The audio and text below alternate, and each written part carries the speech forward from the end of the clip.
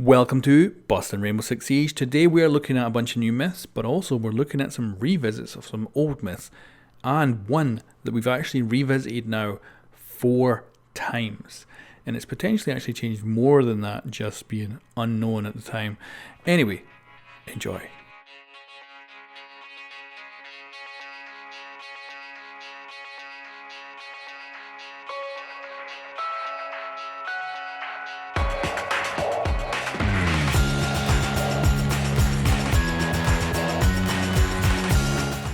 Barbed wire speed change. So way back in April, I did this episode of Mythbusters Rainbow Six Siege, and I tested this little corridor to do a little speed test. So we did a kind of control one where there's no barbed wire. It took me 2 seconds to run through.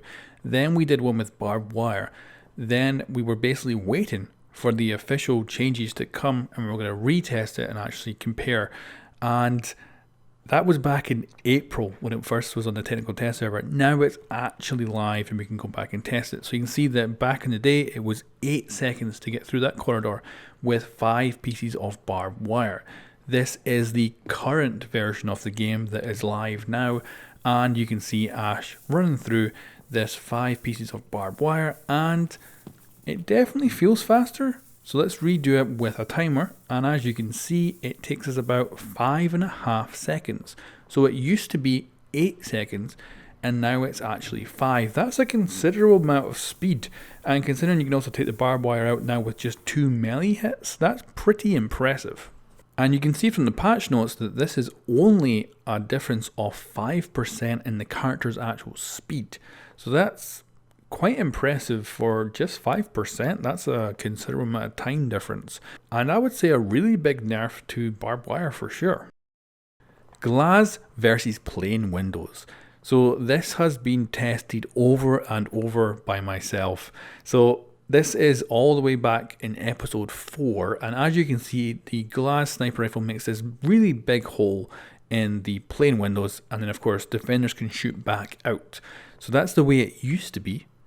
Then it actually got changed, so it changed to this effect where it kind of has a bullet hole, but these bullet holes are actually solid, so you couldn't actually shoot back out as a defender.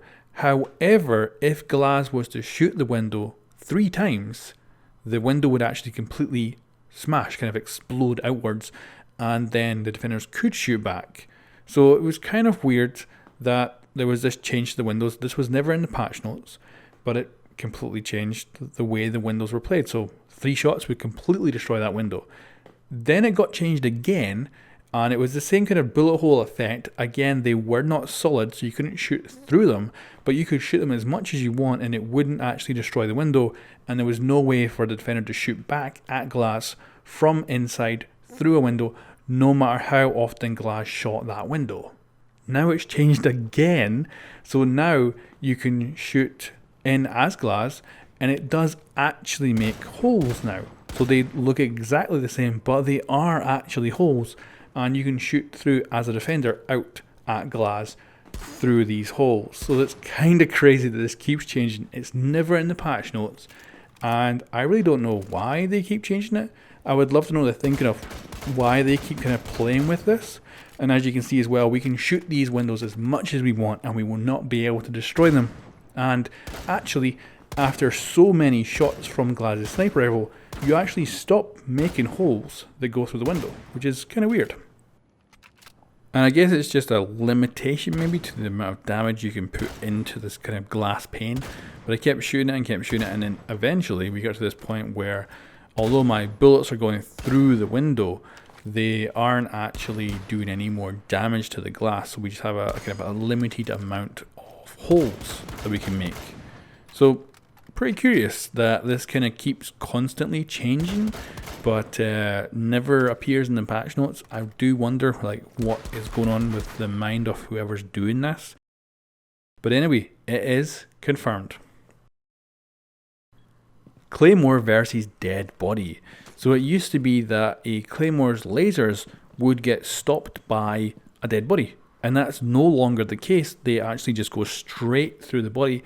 This means if you have like maybe 2 or 3 people that have died in the same place, you can potentially put a claymore down that no one is going to see, because those lasers will be inside the dead body. Enemy then walks over it, boom.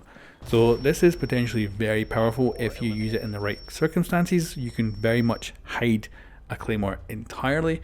You could also use it with a wall to maybe block 2 of the lasers, and then have the 3rd laser going through the body and not be invisible to the enemy whatsoever. So that is confirmed.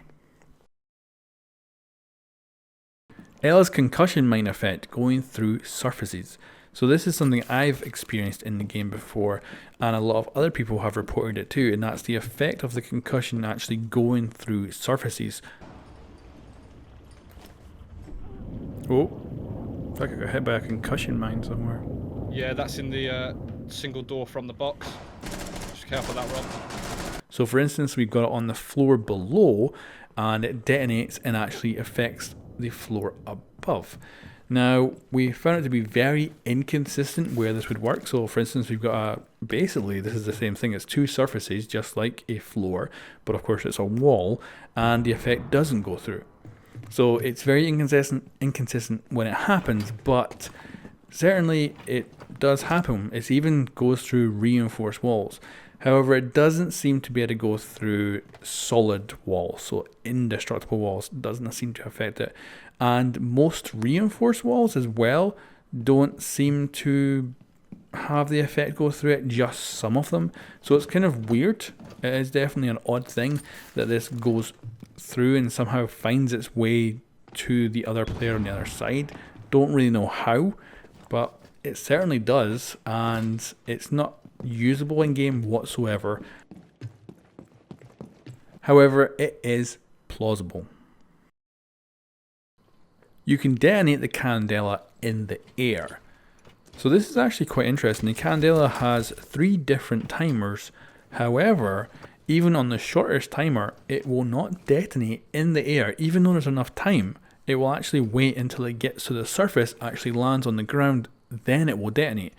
This isn't at all practical in the game. Like, you're probably never going to throw a Candela that high that you're going to have a problem with it detonating in the air. So it is very curious that this is a built-in feature of the Candela, but certainly, yeah, it will drop down and detonate on the ground. It will never ever detonate in the air.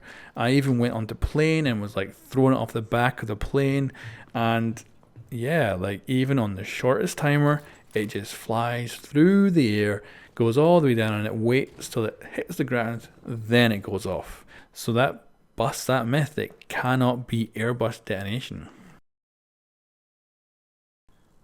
Ash's breaching charge actually has a brand new animation.